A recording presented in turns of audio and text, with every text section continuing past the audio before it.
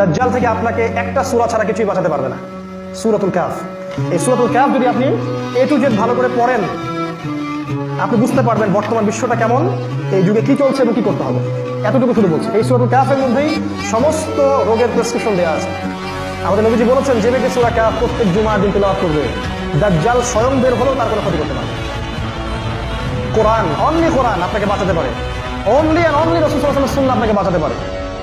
Only ইসলাম, আত্মসমর্পণ আপনাকে বাঁচাতে পারে। আদারওয়াইজ আপনার কোনো অপশন নাই, কোনো অপশন নাই। আমি বলছি একটা কথা বারবার, আপনি যদি আজকে ঘরের মধ্যে ঘাপটি মেরে বসে থাকেন, তারপরেও তারা আপনাকে ধরবে এবং তারা আপনাকে শেষ করবে।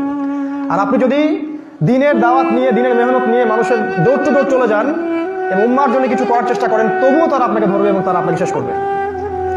কোন এন্ডটা আপনার কাছে ভালো মনে হচ্ছে? ওই ঘরের মধ্যে ঘাপটি মেরে মৃত্যু, নাকি আল্লাহ রাব্বুল আলামিনের পথে ফি সাবিলিল্লাহ শাহাদাতুল্লাহ?